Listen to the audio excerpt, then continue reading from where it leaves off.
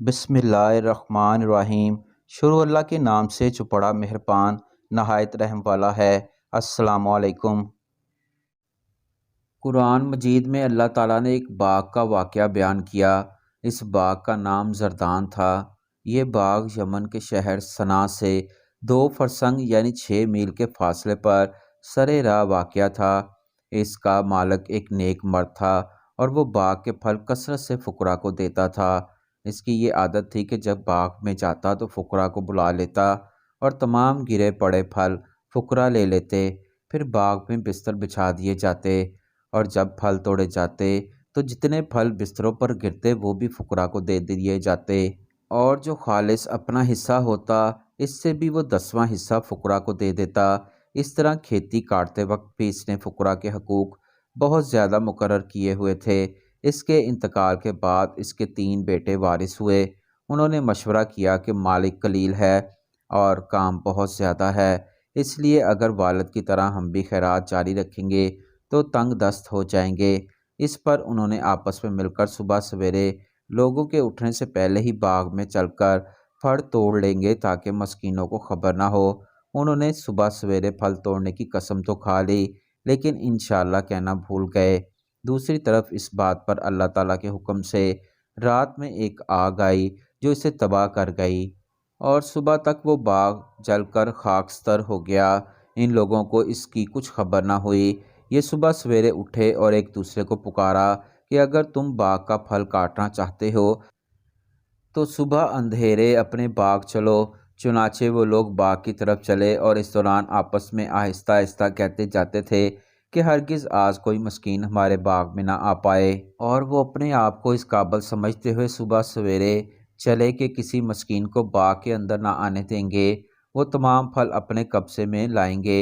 پھر جب باغ کے قریب پہنچے انہوں نے اس باغ کو دیکھا کہ وہ جل چکا ہے، اس میں پھل کا نام و نشان نہیں، تو کہنے لگے ہم کسی اور باغ میں پہنچ گئے ہیں کیونکہ ہمارا باغ تو بہت پھلدار ہے۔ پھر جب غور کیا اور اس کے در و دیوار کو دیکھا تو پہچان لیا کہ یہ اپنا ہی باغ ہے۔ پھر کہنے لگے ہم راستہ نہیں بھولے بلکہ حقدار مسکینوں کو روکنے کی نیت کر کے ہم خود اس کے پھل سے محروم ہو گئے۔ ان میں جو عقل مند تھا اس نے کہا کیا میں تم سے نہیں کہتا تھا کہ تم اللہ تعالیٰ کی تسبیح کیوں نہیں کرتے اور اس برے ارادے سے توبہ کیوں نہیں کرتے اور اللہ تعالیٰ کی نعمت کا شکر کیوں نہیں بجا لاتے؟ اس پر باقی 2 نے کہا ہمارا رب عز و جل اللہ پاک ہے، بے شک ہم ظالم تھے۔ اور اس وقت وہ ملامت کرتے ہوئے ایک دوسرے کی طرف متوجہ ہوئے اور آخرکار ان سب نے اعتراف کیا کہ ہم سے خطا ہوئی اور ہم حد سے تجاوز کر گئے۔ وہ کہنے لگے ہائے ہماری بربادی ہے، بے شک ہم سرکش تھے کہ ہم نے اللہ تعالیٰ کی نعمت کا شکر نہیں کیا اور اپنے باپ دادا کے نیک طریقوں کو چھوڑ دیا۔ امید ہے کہ ہمارا رب عز و جل ہمیں اس سے بہتر بدل دے گا۔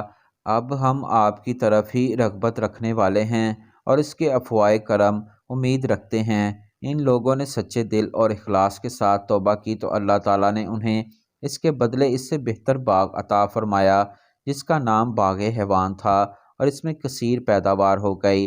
معزز ناظرین اکرام، کچھ لوگ لالچ میں آ کر اللہ کی دی ہوئی نعمت اللہ کے نام پر دینا بند کر دیتے ہیں اور اپنے باپ دادا کے نیک کاموں میں روگردانی کرنا شروع کر دیتے ہیں۔ تب اللہ ہماری فصلوں کو، ہمارے باغات کو تباہ کرنا شروع کر دیتا ہے۔ مثال آپ کے سامنے ہے۔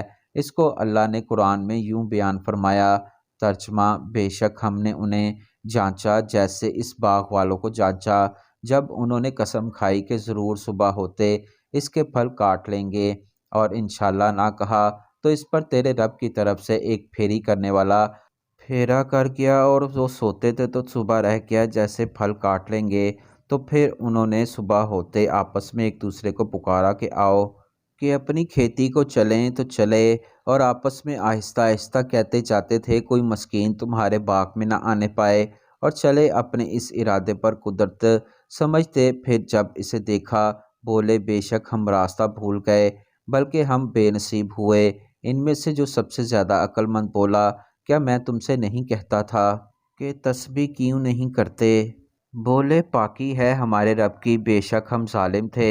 اب ایک دوسرے کی طرف ملامت کرتے متوجہ ہوئے بولے، ہم ہائے خرابی ہماری، بے شک ہم سرکش تھے، امید ہے کہ ہمیں ہمارا رب اس سے بہتر بدل دے، ہم اپنے رب کی طرف رغبت لاتے ہیں۔